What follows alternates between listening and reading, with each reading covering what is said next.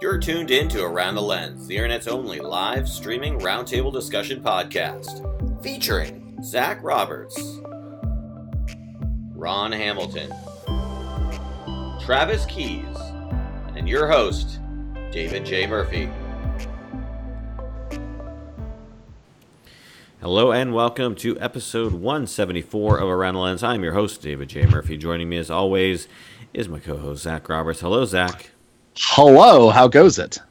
Goes well, buddy. Goes well. How you been? Yeah. I'm alive. Got back from a very interesting rally in Albany, New York this Saturday with a group called Patriot Prayer, and some the Proud Boys were there for a pro-life rally, and 28 people showed up. And I somehow managed to be the only journalist there. Of course. So that was cool. I drove 2.5 hours for a small protest, but for a small nothing event, which is super, super sad. I wrote an article about it on nationofchange.com or .org, and I recommend checking it out because I took a humorous take on it, and it's been getting a lot of love. So quite happy about it. Well, I think it's a good sign that these groups and their organizers they can't organize a large group, or they're not getting large groups. I mean, that's a good thing, right? Yeah, I would see that as a positive sign.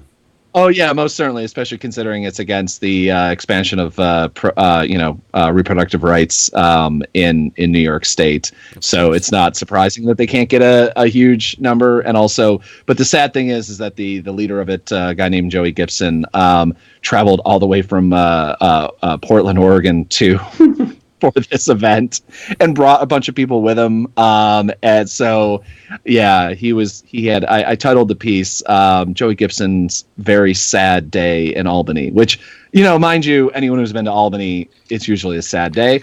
But he had an extra special sad day there. Oh, yeah, frowny face. Well, I am in D.C. area, Baltimore specifically.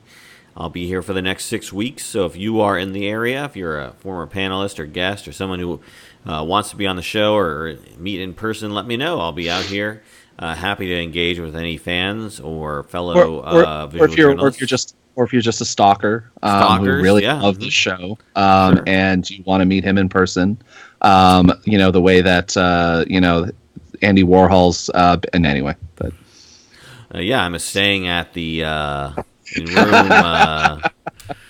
Just come on down. You'll find what was the hotel that Reagan got shot at? I'm trying to remember. I don't know. Anyway, it's in DC's, but I'll have to go stay there. All right. Well, we've got a great show for you tonight, and returning panelist. It's been a long time since he's been on the show. Happy to have him back, Mr. Mark Diorio. Hey, Mark. Hello, everybody. Hello. Mark, Hello. tell the audience about yourself. Well, I'm living in upstate New York, actually not too far from Zach, just down the road in a little place called Utica. The Simpsons made fun of it recently. I don't know if you caught that episode. it was fantastic. I haven't watched an episode of Simpsons in years. That 2 minutes episode of a little song about upstate New York where they were traveling is probably the best documentary footage I've ever seen describing upstate New York. So, and they actually parodied Frank Sinatra's New York, New York, and called it upstate New York. And I wish I could sing some lines from it right now, but yeah, no. If we even probably just our mentioning of it will be a copyright takedown. The Simpsons are crazy aggressive about that stuff. Really? Well, we can call them the Samsons, right? There's some strangely popular long-running TV show called The Samsons. Samson. There's Morg, Not to be confused with Samson and Son. Heimer, Bort, And Bort. Liza, and little what's the baby? Magpie. Hell. Yeah. But for those who aren't familiar with your work, obviously, what do you do, Mark? Well, I was a photojournalist for about 11 years at small to medium-sized circulation newspapers, and now I'm actually the photographer at Colgate University. I've been there about 3 years. So, but back in 2016, I made the jump from journalism to higher ed, but I still do freelance for the local newspapers on occasion. Just like to keep my feet wet with it. So. Okay. Cool. Well, we got you on because obviously you're working for colleges, right? That's your kind of primary occupation, and we want to talk a little bit about what's it like to be someone who works for a college and does work for them. So, why don't you talk to us a little bit about because you've been working for colleges for a long time now, right? Well, it's 3 years in August. It'll be, but okay. I was actually freelancing. I did some work for the our local art school here, and I adjuncted there as well. And I still do work for the local art school as far as their marketing and publications are concerned. But well, what's the day to day of a college? How is it working going from like newspaper photojournalism to sort of college? Photographer or whatnot, and what are you kind of doing on a regular basis for your college? Certainly, Dave.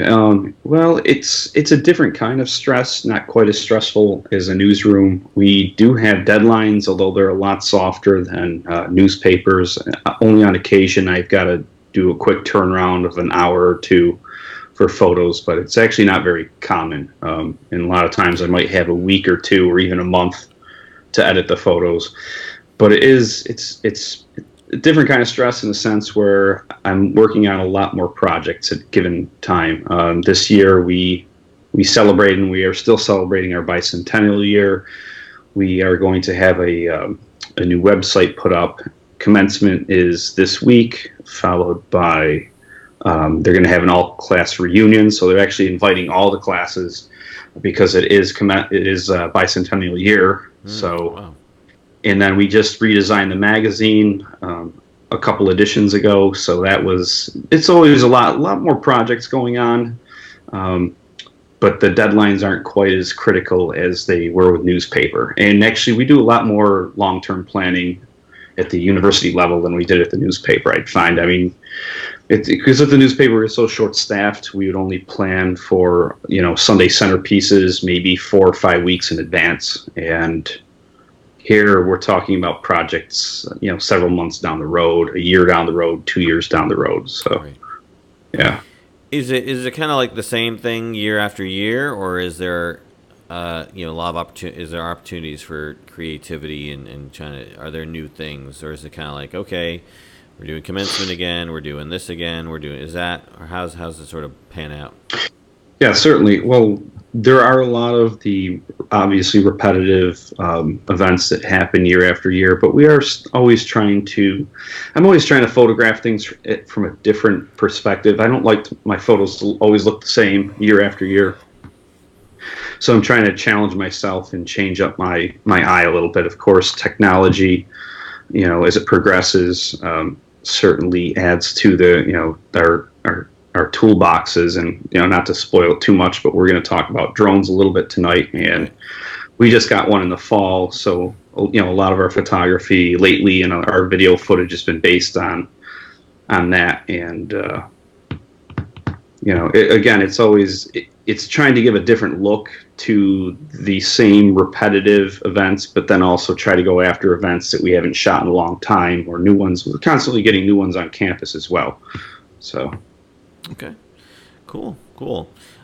You mentioned offline, and I don't know if you are comfortable talking about, but you recently had a pretty horrific personal event happen in your life. Would you be okay talking about that? Yeah, not a problem. I am, as you can see behind me, I'm living in a hotel right now. I lost my house to a fire a little over 3 weeks ago.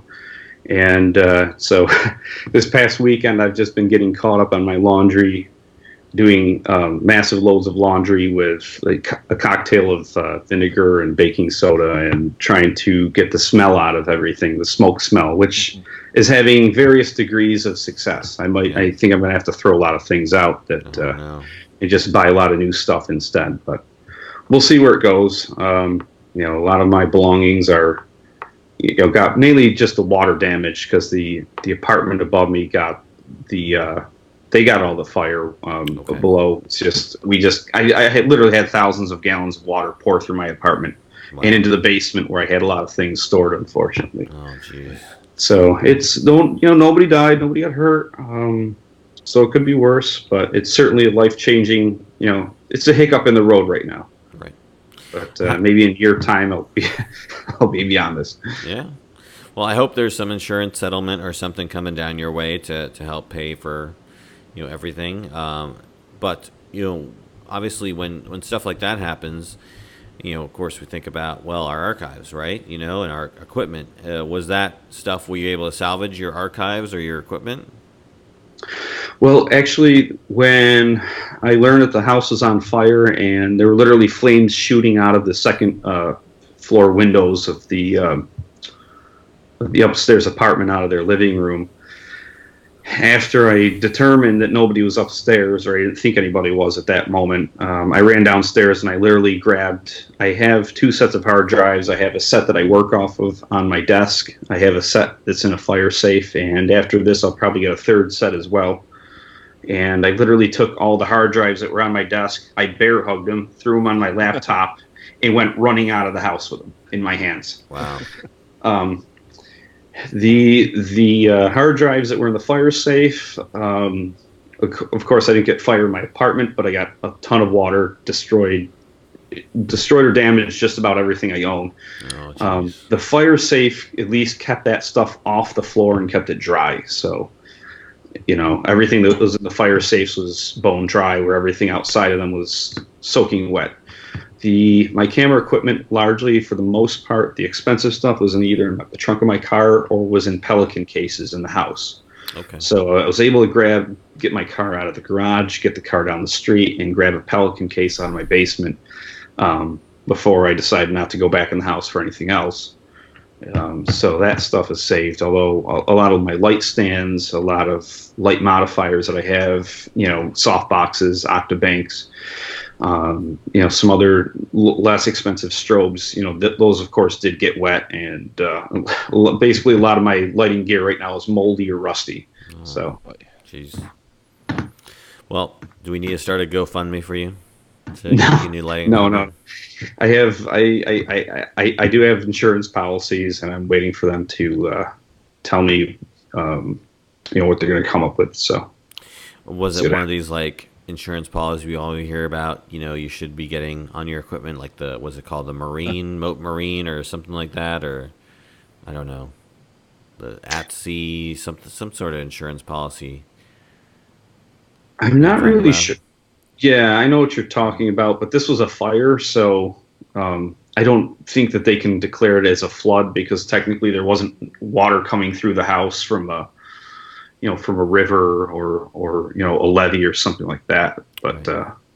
we'll see what happens. Okay. Well, wishing you the best of luck there. So again, you saved the hard drives. So the Yes. building was on fire, and you ran in and grabbed your hard drives. I was already in the building when the building was on fire. Oh wow. Okay, so it was on you fire. you could literally stand in my apartment as the second floor was ablaze, and the lights were on in my apartment, and you could hear a pin drop, like nothing was going on down there. I could have just sat there. Scary. Yeah. How did you know something was wrong? I mean, how did you eventually figure I should probably get out of here? Well, the long story short, I was actually working on a Saturday. My garage is part of the basement, so I was walking through my basement. It was about 11 a.m. I was going into work. I was going to get there about noon. And as I'm walking through, my cup of coffee in my hand, I hear this loud crash, or a loud bang. Almost made me think of somebody dropping a refrigerator on the floor. So I said, I better go run upstairs and see what that was. So I go into my apartment, I take my shoes off because it was carpeted, and I'm looking around thinking something fell off the wall or tipped over, and there's no sign of anything. And then I go out. There's 4 units in the building, and I go out of my back kitchen door, which is connected to the rear hallway, which connects the rear is connected to the rear apartment and the upstairs one. And right at that moment, the back tenant was coming out of his door. I asked him, I said, "Did you just hear that loud bang?" He's like, "I thought I heard something, but I wasn't sure." And at that point, somebody's pounding very loudly on the side door, the porch door. So I go to the porch door, I open the door, and it's the front tenant basically alerting me that the building's on fire. Wow. So here I am in my socks, and I'm like, at this point, I don't know what to do. And I can see he's standing under the eave of the porch, and I'm seeing behind him, I can hear a crackling of wood and see little bits of smoking debris falling onto the sidewalk behind him. So I run upstairs in my socks. I start pounding on the upstairs guy's door to try to, see if anybody was up there. And I'm looking into his kitchen window because his door had a window that you could look right at his dishwasher, stove, and all of that. And I don't see anybody in there. So I run downstairs. I put my sneakers on. The front tenant, Bob, had already walked away from the porch, and I could hear him on the phone with 911. At that point, the next door neighbor, Randy, comes running out.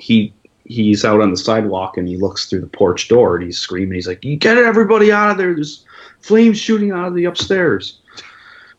So at this point, I go running outside, finally got my shoes on, go running outside, and I'm running underneath the upstairs window, and there are literally flames shooting out of the window, less than 8 feet above my head, and there's bits of smoking glass falling on the ground. And I run outside to see if the back tenant if his car was there in the driveway, and it wasn't, but I was still apprehensive that the upstairs apartment was empty, because he's got like a 10 or 11-year-old son.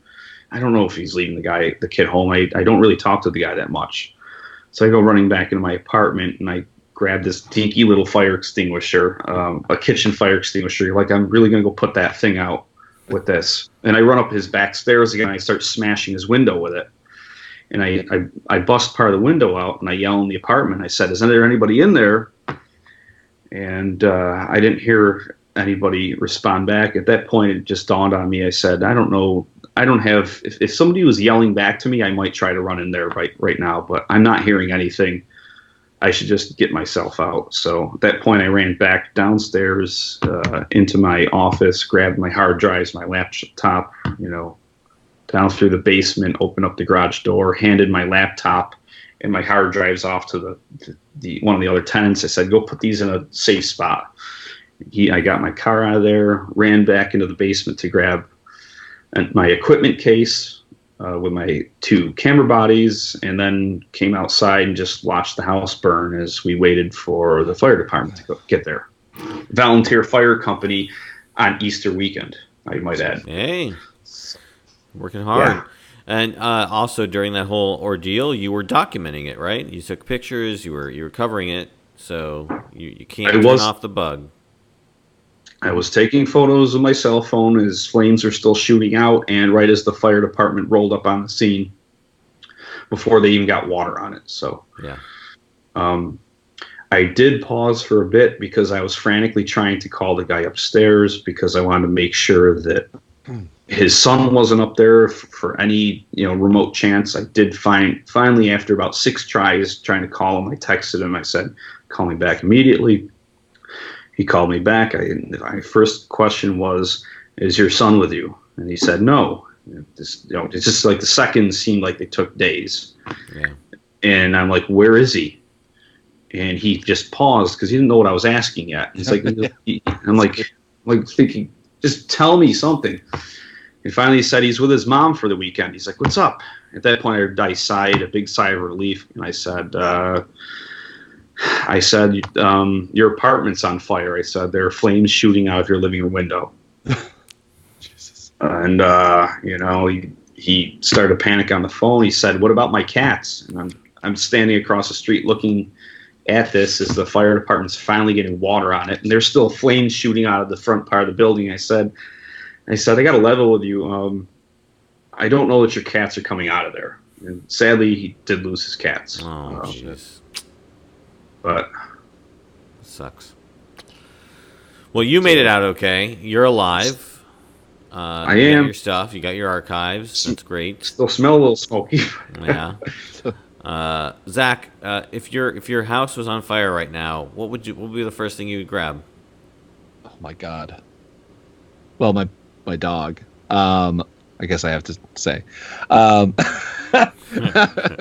Priorities, good. No. Good I priorities. it definitely would be the dog. Even though I do, the dog does have health insurance. My cameras don't have insurance. Thanks, Scott Eisen. Sorry, Scott gave me advice on what dog insurance to get, or Nice. health insurance for dogs. But anyway, no, I mean, I think, God, I have a bunch of I'm reorganizing a bunch of stuff, so. Thankfully, I have a bunch of plastic bins, like the big Tupperware, like for moving or whatever, or for storage. And so I would probably gently toss as many hard drives as I can into those, along with at least my camera bodies, and basically run out the door as quickly as possible. Mm-hmm. But if I had more time, I have a couple first edition and autograph books that are worth some money. So that would be the next thing. Yeah. But yeah, it would definitely be the hard drives before anything else, because there's a lot of stuff that I don't have in the cloud yet, and which is something I'm very slowly kind of working through. I've uploaded I think 30 gigs worth of edited files in the last 3 weeks, just things that I'm like, oh my God, I don't have that stuff, at least the edited files backed up of that. And so up to my Zenfolio account, which thank God has unlimited stuff, which is the biggest thing I can't recommend enough when it comes to a person who's thankfully never had any of that sort of either serious water damage or fire damage. But I've had enough hard drives fail, and not in a way that is cheaply fixable, or and also even with work that's not necessarily worth the $1,500 or whatever that often costs to restore a hard drive. But I've lost a considerable amount of stuff that I don't know if I have backed up other places, really from early on in my career, early days of Occupy Wall Street and things like that. And so now I'm relatively obsessed with making sure that everything's at least up in the cloud. I have a Dropbox folder, which I may have to go up to the next level, because I'm getting close to a terabyte worth of stuff on that. Wow. And then I have the Zenfolio, which is all the edited stuff as well.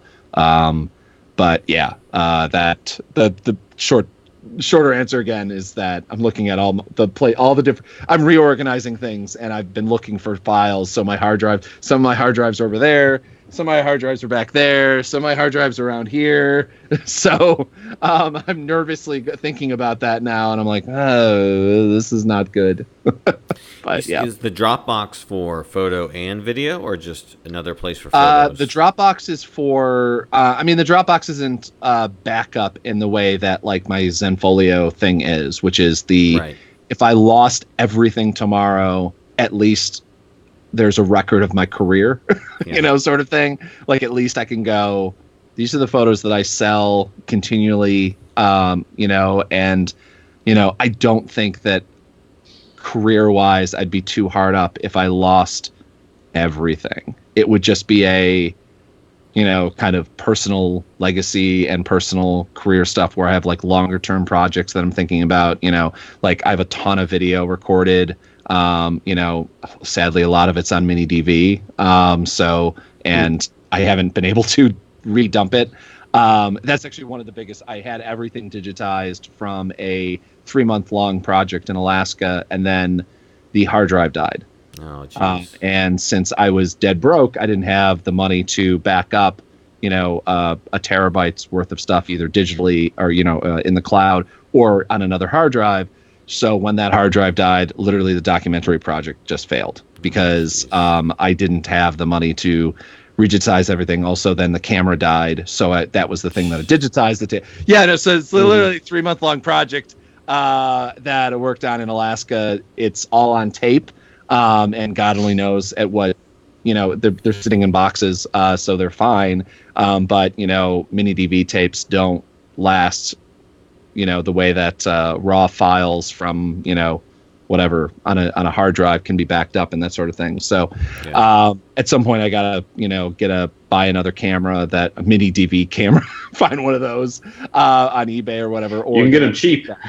Yeah, you can get. The problem is you can get them cheap. I've gone through 3 of them. I buy them cheap and then they stop working immediately. Like, because if you're running tapes through them continually, like, you can digitize them. The other thing too is I literally don't know how you can digitize this stuff now with Premiere, because I was using Final Cut back then, and I knew how to do it. So now I'm gonna have to be like, I have to relearn eventually. That is something I got to get, because a handful of people that I've interviewed are no longer with us. So historically, if not, not career wise, not economically, or not money wise, but like historically, like, I don't know if anyone else interviewed those people while they were alive, like, or at least, I might have one of the last interviews that they were, that I talked to them with. But so this is literally, since I'm working on a documentary project, and that's kind of the main thing that I'm focusing a lot more of my attention and time on. So I'm not doing as much daily or weekly work as I was like last year, or at least until the election season ramps up. But basically now everything is just going hard drive by hard drive and being like, is this backed up? Because specifically, especially once I saw your photos, Mark, or the story about what was happening, I was just like, oh crap, what would happen? But I did find a bunch of CDs and DVDs of my older work that were not stored in a safe. Yeah. So all the little paper sleeves that they were in got all soaking wet, and now they're all stuck together. Oh, no. And I'm gonna try to submerge those in a bathtub or something. Don't use water. I'm trying it because it'll warp the CDs a little bit, enough that it may not work in a hard drive. What about cold water? I would do some Googling. I'll do some checking too, but I've had some experience with that happening for just DVDs, and like the DVDs didn't recover that well. So, and they've if they get like warped a little bit, then you might lose an entire whatever. They may work, but they may already be warped because they got soaked. So, yeah, no, I think that there's probably a different solution. I mean, not like alcohol solution or something like that, but like there might be some sort of solution that might be a better thing to try to get them off of that. I think that would be worth a Google, as opposed to just soaking them in water again. So yeah. That'd be my short answer on that, but I don't know. I could be wrong. Well, if something were to happen in the hotel that I'm staying at, which is and I'm in room, I would grab the hard drives and laptop, and then pretty much everything else, can burn. Although I'm also extremely worried about my entire archive being lost. Right now, of course, I'm moving to Korea, so I'm planning to move my hard drives to Korea. And, ultimately, who knows what could happen from here to there. So before I came up to Maryland, I duplicated my backup hard drive. So I've got almost 20 terabytes of my entire life's work on 2 10-terabyte external hard drives right now. And then, at home, I've got the server, and I've got the 2 big drives. So those will probably go shipped over. And I might leave these hard drives here at my wife's parents' house, so that there's a backup, because that's the big thing. It's like I'm using my wife's mom's house and my mom's house, and dropping archives in both locations, in addition to the archive I have with me. So, if something happens in Houston, I still got the backup in Florida, and vice versa. So way to have both of your archives in real serious hurricane areas. Yeah. Well, all my archives are at like 20 feet below sea level. They'd be fine. Like, my servers are in New Orleans, and Well, I could leave them with that. I could leave them with Mark upstate New York. I'm sure nothing could possibly. Oh wait, yeah. I would recommend getting a safety deposit box. I know a friend of mine that he has his 3rd or 4th backup, and he keeps them in safety deposit boxes. Yeah, but he also, great idea. Yeah, he also has a ton of freelance, so he can probably afford to have it done. I would say, like, if which at some point when I finish my kind of uploading everything that's important to my Zenfolio account. I may end up doing like a complete download, putting it on the smallest hard drive that I can find, like a solid state thing, and then like literally putting that, it's like putting it somewhere like that in a place that won't go away. Because that even the idea that I assume Zenfolio is a solid company and will be around, but it just always terrifies me when, like, I lost a bunch of stuff when Flickr edited stuff that's uploaded. When Flickr decided to change for the 14th time their, free account. I used to be a paid subscriber, so I had a bunch of stuff up there. And then when they changed what was free anymore, I think I probably lost like a couple hundred photos that were uploaded there. Which isn't nothing that was uploaded there wasn't either backed up on a hard drive or somewhere else. So it's not a thing that I'm worried about, but just ease of access, because that's the biggest thing that I care about is being able to access the important stuff. Assuming everything's gone, if everything's gone, or just being like, when I lived in Alaska for 9 months, a couple years ago, being able to access, I didn't bring all of my hard drives. And there was a bunch of stuff where I'm like, oh, damn, I could have sold photos or done something, a news story or whatever. I took photos of this person and I could have written a news story about this person, used those photos, but they're on a hard drive somewhere in upstate New York. So that's what like my obsession now has been, like, is just making everything be up in the cloud, which Dave, I would recommend checking out. And I think we've had this conversation before in at least another episode, is the Amazon, their slow backup. I forget what it's called, but it's relatively cheap. Yeah, it's like cold storage or Amazon Web Services and stuff like that. I looked into that, but actually I get free unlimited, well, not free, but I get unlimited storage with my Amazon Prime account for photos.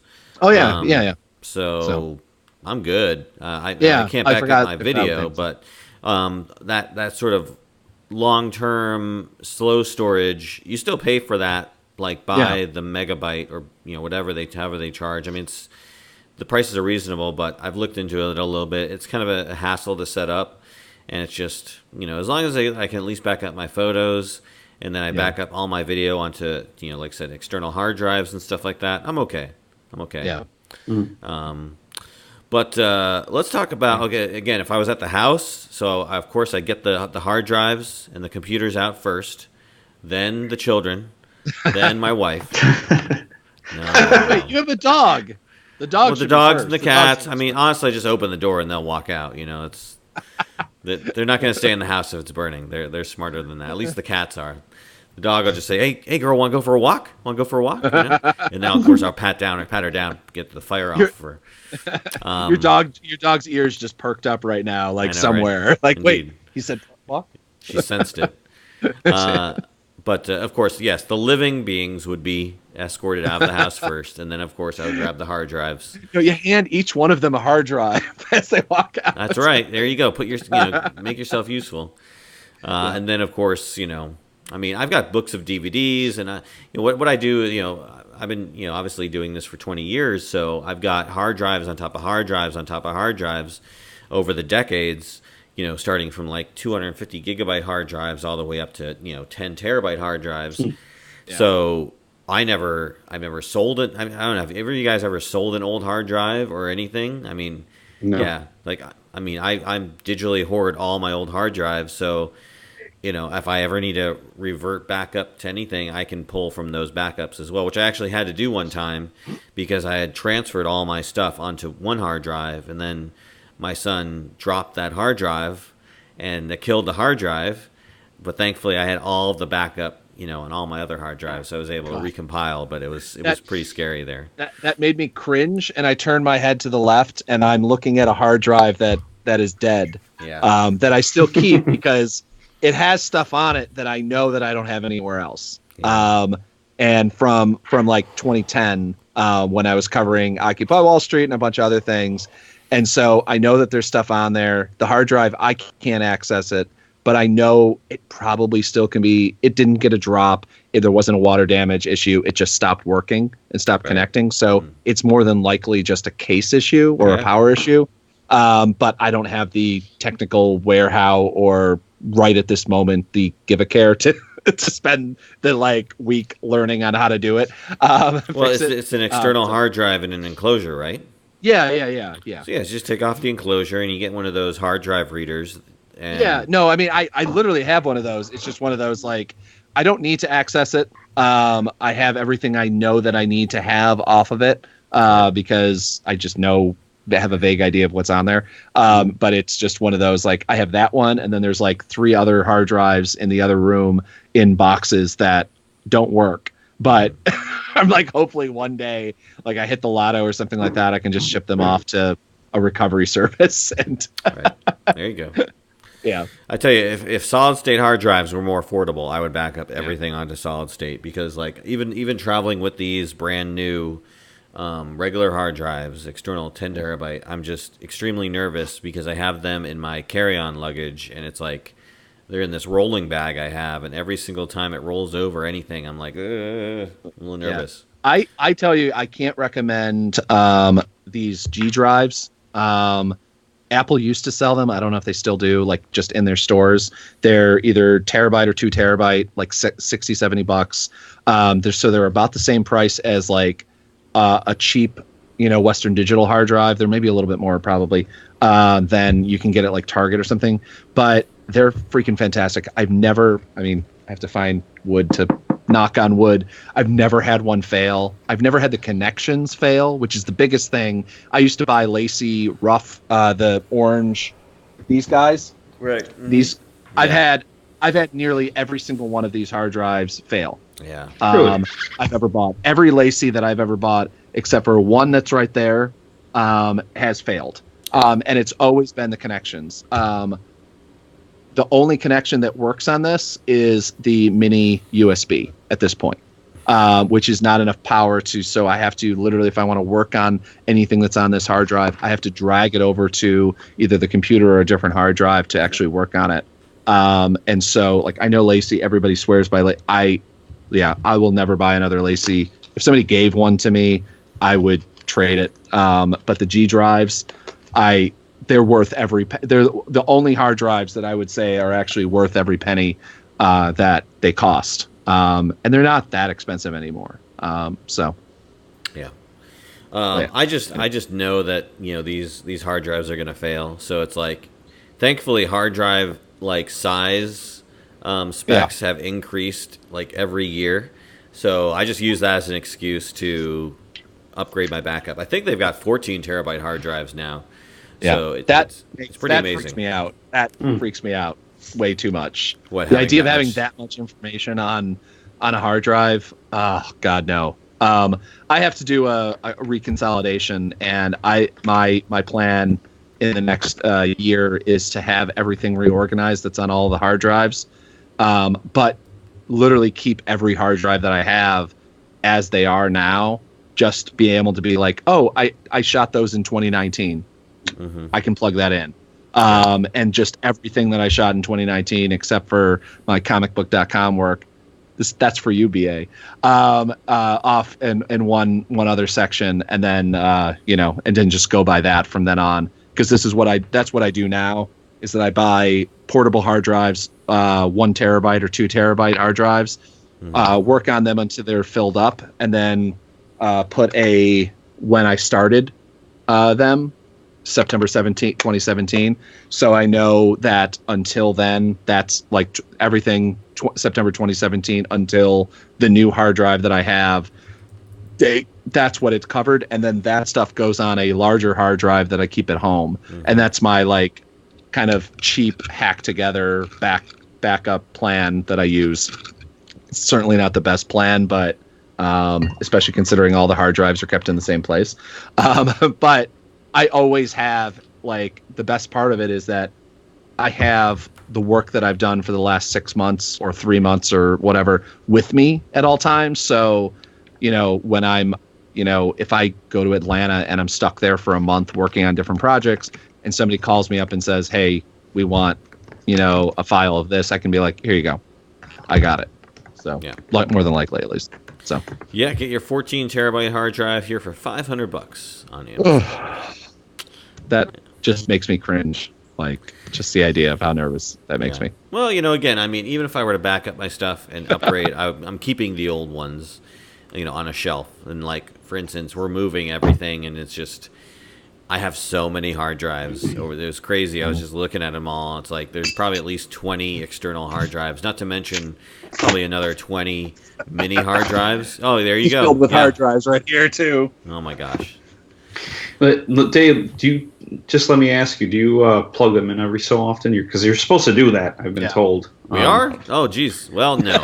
Every so Oops. often, you just have to plug them in. You power them up for a couple minutes, and then you power them back down again. Yeah.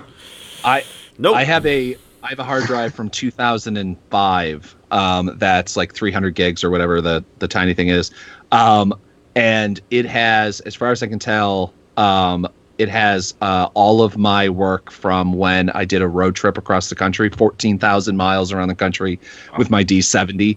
And then some of my stuff that I've scanned, I had everything scanned and developed from that road trip too. It has all of that on it, and I can't access it. So I still have the hard drive, and it's the one hard drive that if I get $700 or whatever, I'm probably going to end up sending off, because the power plug is not a simple power plug. It's, I don't know if you remember from like 10 years ago, they don't have just the single simple power plugs. It was these like, it looked like MIDI connectors. Things. Yeah, 4 or 5 or 6 or 7 or 8 prong things, and it's a specialized plug. Yeah. And I don't know if I have the plug anymore. And so it's this problem where it's like, but that has everything from this road trip and I think I took good photos from even back in 2006, but it's stuff like I was in New Orleans a month before the flood happened and stuff like that it was like, a lot of the stuff that I took photos of just don't exist anymore. I visited tons of national parks that probably don't exist anymore, and things like that. So it's maddening every time I come across that hard drive in a box. I'm like, oh God. Yeah. Anyways, let's talk about drones, guys. So you said your school had a drone and you're using that, and we're talking about drones because Zach, you brought up this story to me about the drone apocalypse. Yeah. As they say in this New York Times article. And I thought it was an interesting article. I thought it talked about sort of the overuse of the drone shot as a sort of just a shot in documentaries and other projects. But before we talk about that, throw it over to you, Mark. Again, you mentioned your school has a drone. How have you been using the drone, for your projects? Yeah, I've got a videographer I work pretty closely with.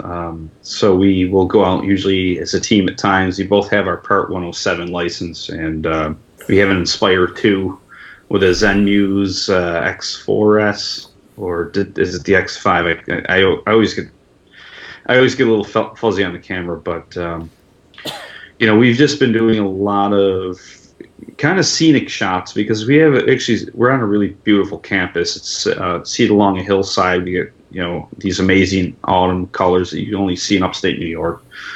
And so we've been doing a lot of mainly scenic shots of that, even some in the winter time, trying to hit all the 4 seasons. But then we have an iconic path. It's called Willow Path, and we've kind of followed behind people as they're walking down the path at times for specific, usually for videos, not so much the photos that our videographer puts together. We had a human C for Colgate, so we had several hundred people form the outline of the letter C in the football field during homecoming and fall. So we did an aerial shot of that. And, I would say we haven't done as much with it yet as we'd like. I feel like I'm still getting my feet wet, and we've had it since late August, early September. But, it is a great tool, and I, plan to build kind of an entire drone photo archive that we, haven't had up to this point, because our department really hasn't used drones up until just, like I said, in the past fall when we got it. But Yeah, it's going along. We always learning different things as we use it more. Learning that we need to have more batteries. So we're gonna go, I think, from 6 to 8 batteries next. And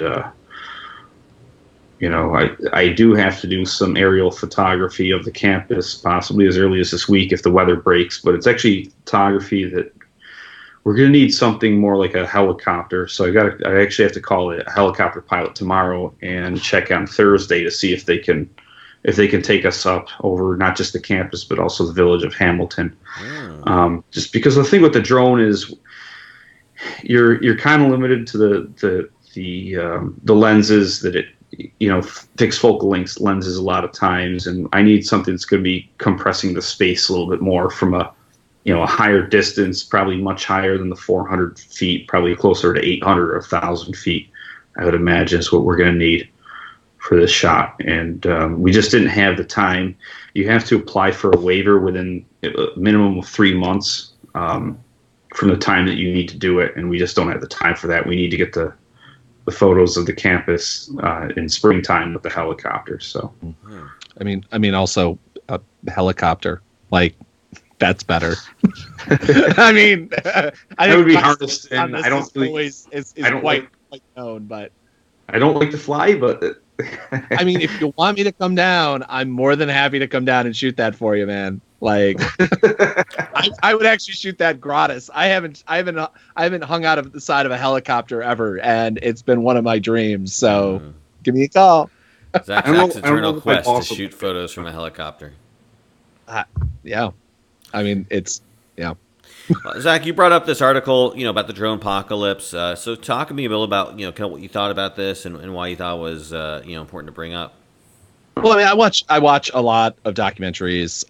It's something I work on. I've produced one, and we've had, even when we were producing the documentary, The Best Democracy Money Can Buy, like, I had conversations, like, my director loved the idea of drones, especially considering, like, we're talking about a lot of rich people that you can't get access to their houses, and you can't get, and so the drone was able to, we're able to hover over a lake or something like that, and be able to videotape these, like, massive mansions, especially in the Hamptons, and things like that. I'm never quite sure how much. I wasn't part of the crew when we did it, so I assume we got the okay to do it. But yeah, no, I don't know much want to go on record about that. But the thing is, it's like that they're definitely useful. They're, to me, the first time I really came in contact with the idea of using drones in journalism is there's this great story about a activist / journalist that was covering the pig farms. I don't know if it was in Missouri. I forget where it was, but basically flying over these pig farms that you didn't have access to, and you couldn't, they didn't have the budget to fly a helicopter or a plane or something like that over. So they flew these things over and got these footage of all of the waste from the pigs that were leaking into the rivers and the streams and that sort of thing. And it literally was a big enough story that the state that it was that it happened in passed a law that banned aerial filming of pig farms and industrial farming, and it, and so that, to me, was really, it got me really interested in the thing. But then Vice News basically happened, and Vice uses drones literally for every single story. You can watch it on HBO and watch it. They do solid reporting. I'm not taking away that, but it's a lazy way of cutting away from different pieces. It's like you're going to interview somebody, you're going to move somewhere else. It's the lazy way. If you ever watch a terrible sitcom or a terrible romantic comedy, there's two different ways they get from one place to another. Either they're in the car or they take a flight, or whatever, or there's another way that they just do, the big wide shot of a car driving over the Golden Gate Bridge. They're in San Francisco. And that to me is the equivalent of the romantic comedy equivalent of using the drone shot, where it's just like, yes, it looks awesome. It's this aerial big footage of whatever shot that you're in. But sometimes, like, I remember that they, Vice News, and I'm just picking on them because they're one of the worst usage. I've literally never seen a story where they don't use a drone shot. Like I've just never seen one. And they covered a story on Onondaga Lake, which is a famously overpolluted. It used to be one of the most polluted lakes in the entire world. That's very close to both Mark and I. I think it was number 3, actually. It's like including like sewage ponds that were in Russia. Like that's how bad it was.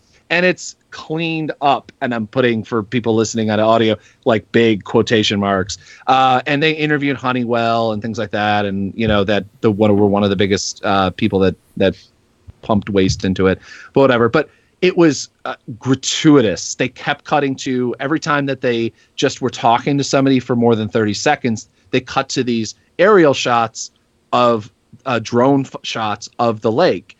And it was just like either it was the same shot over and over again, or it was a slightly different shot of the lake over and over again. And it took you out of the piece so much because you were getting into either the interview. It just, to me, it's a lazy thing where it's just like, if the interview is getting boring, you cut to this like awesome aerial shot.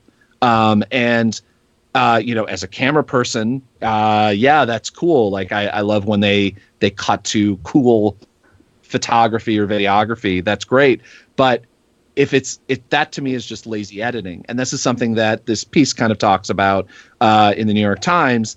It talks about how it is just gratuitous now because it's so cheap to use and get a drone, especially in foreign areas where they don't have the laws that we have, the FAA and things like that, where you can get these incredible shots of, Istanbul or cities and things like that. And you can just, pan through it or whatever. And it catches the eye and it looks really awesome in movie trailers and things like that. But it doesn't add anything to the news story. It's just a sexy shot, and it takes away from the on the ground reporting, which to me is always so important especially if you're doing investigative stories or things like that, where like actually physically going someplace to me is an interesting story. Like when I do a documentary or when I do news things, I have driving, I have using those points to talk to the camera with the reporter. What a lot of these docs and Vice News and and other places do it as well is they use that as the place to cut over aerial, like they'll have a long aerial shot using a drone, and that's when the voiceover happens. And so it's just this lazy editing point, and which I get that you get that footage, but it's I don't know. At the end, ranted for a long time about this, but basically it just comes down to it's lazy for in news and documentary. It's fantastic for advertising. It's fantastic for, PR, things like that. But when it comes to news, it rarely adds anything to the story. And the only thing it really does is it takes you out of the moment, especially if they're heart-wrenching moments or whatever. Like, I don't want to be hearing about, be in Baltimore and talking to some person who's the victim of police violence. And then you have this gorgeous shot of Baltimore, the harbor or something like that. Which, like, yeah, I get that you were in Baltimore and that's what the establishing shot is, but that's not what the story's about. The story's not about, going, 400 feet above the city. It's about what's on the ground. And to me, it just takes away its stuff. And I get that it's the new sexy thing. I mean, if you watch a lot of, early docs and things like that, I think that you can. Back when they moved to DSLR, there was a lot of like low depth of field shots and DSLR documentary stuff, and that was way overused. And now that's kind of faded away. And now drones. So, I was gonna say that I'm planning to use my drone because I brought it up here with me for this review I'm doing of the Photocross 15 camera bag.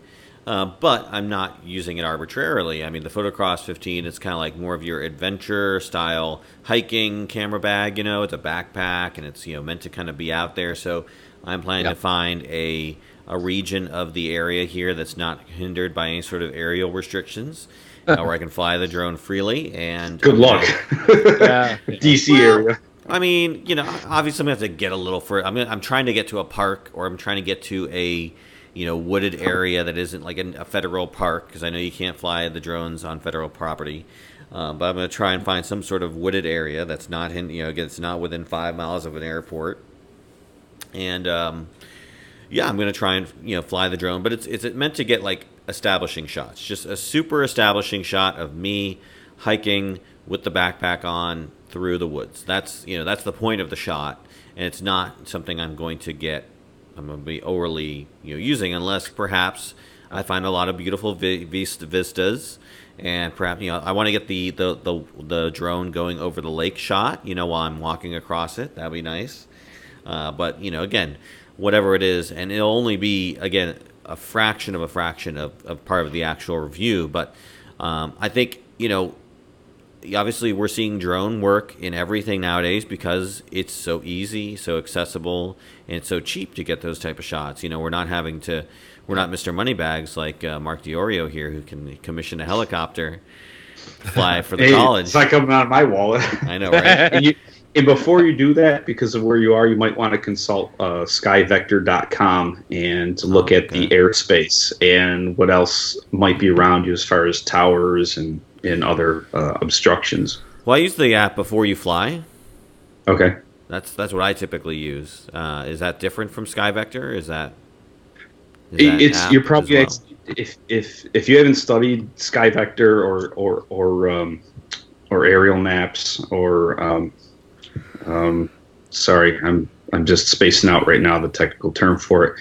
If you don't know this how to read the symbols, then your app is probably going to be a better solution to that. Yeah. I was going to ask Dave. I mean, you went through kind of the same Newhouse program that I did. You remember, and I don't know if Zach, you actually had I don't know if you ever worked full time at a newspaper as a news photographer, but you guys ever have like a photo editor that,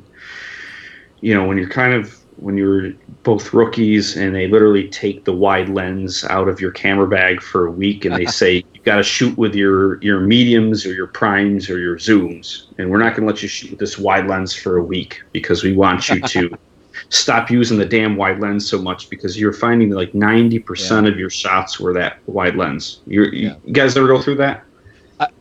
I actually, when I actually worked at when I worked at B&H Photo Video, people would come in with way too much money, and what I would do is they'd be like, "Oh, I want to buy the D700," which was the expensive camera when I worked there, and be like, "Okay, I want to buy the 24-70, and I want to buy the 7200." I'd be like, do you want real advice? I'd be like, I'm gonna get down with you here. Like, do you want real advice? Do you want to like actually learn how to use these cameras? Because usually it was just some dad with whatever. I'm like, I'm gonna let you buy the 50 millimeter 1.8.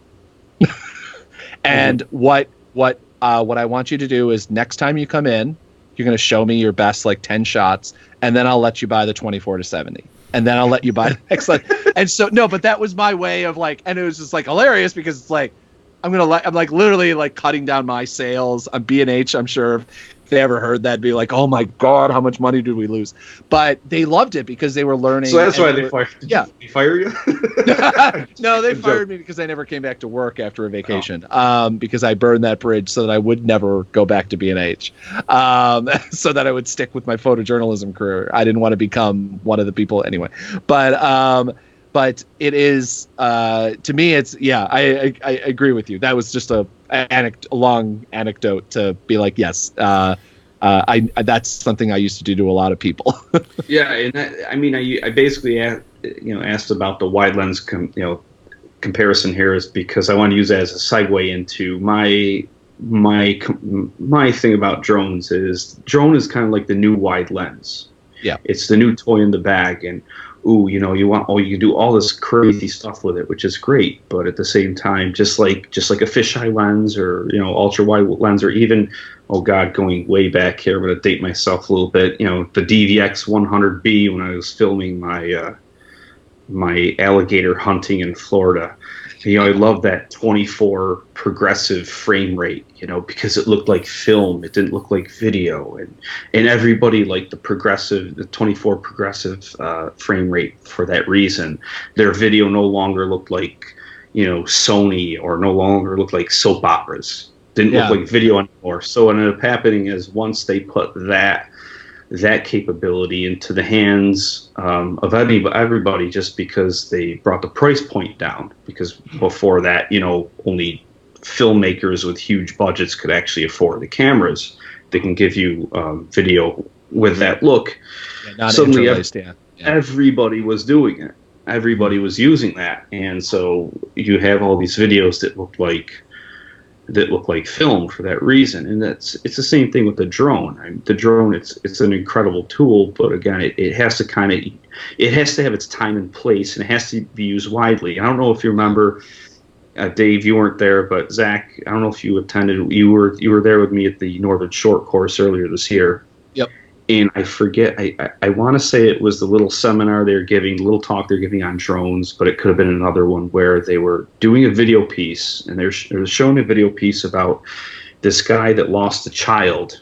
And what he decided to do was he would jog in his city or his municipality. He would jog kind of like the jogging path on street blocks that would create the name, like in cursive, of the I remember that, of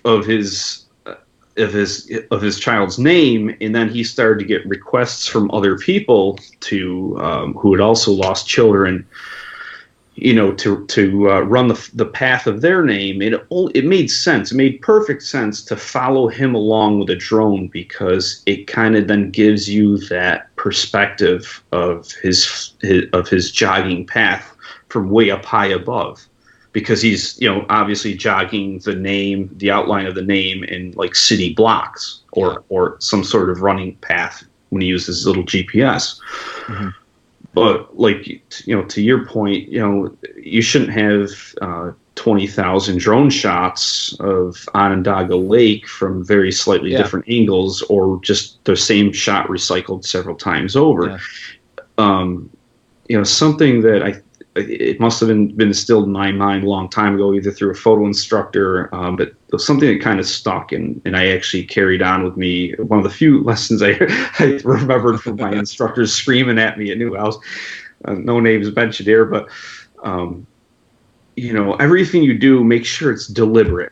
Mm-hmm. Everything you do when you create, photography or video projects or new tools, go out and play with those tools for a little bit. But then when you get familiar with them and they go into your toolbox, take them out. And when you take them out, just say, is this going to contribute to the piece, or am I just using it because it's going to give me some sexy shot? Yeah. And you have to be able to answer that question. Is it what I'm doing deliberate? Do I have a purpose or a mission for it? Again, and that's my argument about drones. They're great. They're amazing tools. They put this eye in the sky look into the hands of just about everybody, because they're relatively affordable. Yeah. But again, just like your fisheye lens, it could just be overkill, overused. Yeah. Yeah. No, I call that wide-itis. Wide-itis. I used to have a 11 to 17 Tokina 2.8, and it was the only lens that I could afford. It was because it was super cheap, and it's an incredible freaking lens. If you need a wide angle lens on a DX sensor, that's the lens to buy. I think I talk about this all the time, because it literally took a baton from a police officer and still chugged along. It is a solidly built lens, and hurricanes and some other things. But that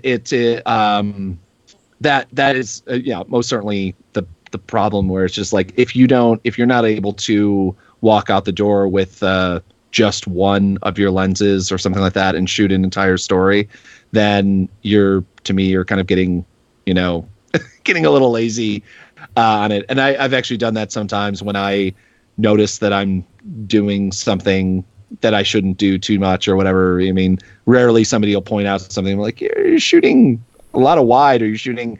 God, I was like, when you get a new piece of equipment, like I got the, back when I think the last real nice lens or whatever that I bought was the 35 millimeter 1.4 from Sigma the art lens, which is a gorgeous lens for especially the price point. Everything was like, no depth of field and like everything blurry, soft, milky backgrounds. The bokeh is nice on every single shot, and it's like, okay, we don't need that on a photo essay of, especially when I was shooting for the Village Voice, where it's a photo essay of 50 photos was our assignment usually, and so it's just like every shot is like, but the person and everything else is out of focus, and so it's about mixing it around, and especially with the drone work, it's like it's great to do an establishing shot, but there's a lot of stories where it doesn't matter, like, and it is better. It's like, yeah, if you're in some small town in Iowa and you're doing a news story about the election or whatever, and you can establish this quaint small town, use that drone shot for one shot, and then literally there's no other use for that at all. Like, I can't think it even massively creatively, like, why you would ever use even a single another shot in a 3-minute news story or a 15-minute or a documentary, like, unless you're going to go out and do it about farming or something like that, which again, it's like it's one story, but journalism, especially when people talk about, it's like, oh, we're storytellers, and it's like, what does a drone shot 400 feet in the air tell a story about? Unless it's about climate change or it's about different, something like that.